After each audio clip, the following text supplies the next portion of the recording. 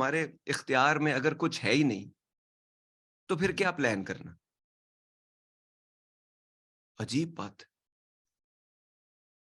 رب ہر کام پلان سے کر، جو ہمارا کریٹر ہے وہ بیسٹ پلانر ہے. وہ کہتا ہے the plot and plan and I plan too and indeed I am the best planner. وہ کہتا ہے میں نے زمین 6 دنوں میں یہ بنایا. 6 دنوں میں یہاں مطلب کون جانے اس بات کو کہ یہ کیا زمین کے 24 گھنٹوں والا دن ہے؟ وہ کیونکہ وہی زمان و مکان ہے.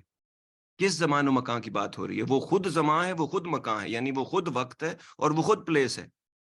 تو اس نے اگر پلان کر کے ایک چیز آپ کے لیے بنائی ہے اور اس کا بندہ کہہ رہا ہے میرا کوئی پلان ہی نہیں ہے. یاد رکھیے گا جو لوگ پلاننگ پڑھاتے ہیں وہ یہ کہتے ہیں even a bad plan is better than having no plan at all. کیونکہ برین کو جب آپ پلان نہیں دے رہے تو وہ اپنے طریقے سے آٹو پائلٹ کے اوپر، پور امپلس کنٹرول کے اوپر اپنی طریقے سے آپ کو غلام بنا کے پیچھے پیچھے چلا رہا ہے. آپ اس کو کوئی چیز، نہ اس کو کوئی ایم دے رہے ہیں، نہ آپ اس کو کوئی آبجیکٹو دے رہے ہیں، نہ آپ اس کو کوئی ٹول دے رہے ہیں، نہ آپ کو راستے کا کوئی تعین ہے. تو یہ یاد رکھیے گا پلان از ایوری تھنگ. تو یہ سمجھنا اپنی زندگی کے لیے بہت ضروری ہے، جس کا ہم تمام لوگ بہت کم ذکر کرتے ہیں. پلاننگ جو ہے it's a science and getting the desired results is an art. یہ کوئی خالہ جی کا ویڑا نہیں ہے، یا یہ سب ہوا میں آپ کو لگتا ہے کہ ہو جائے گا یا کر دیا جائے گا یا رب کر دے گا آپ کے لیے. آپ کے پاس کچھ اختیارات ہیں. پلاننگ ان اختیارات کو سامنے رکھ کے، اگر سب کچھ لکھا لکھایا ہے تو پھر جنت دوزخ کا کیا کانسیپٹ ہے؟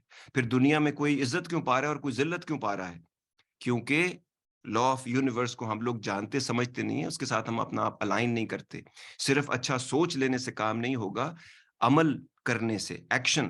یہ ناری اپنی فطرت میں نہ نوری ہے نہ ناری، عمل سے زندگی بنتی ہے.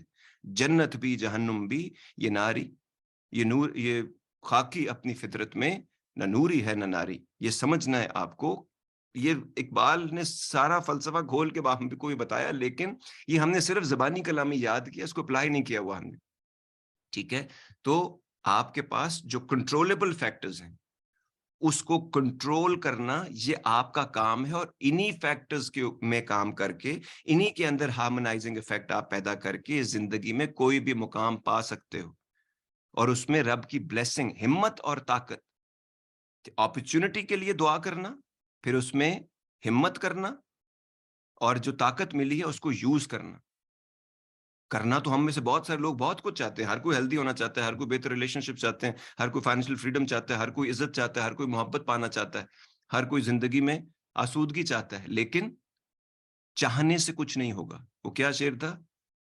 دل نے ہجرت قبول کر لی، دل نے ہجرت قبول کر لی، حوصلے ہو سکے نہ پاؤں سے.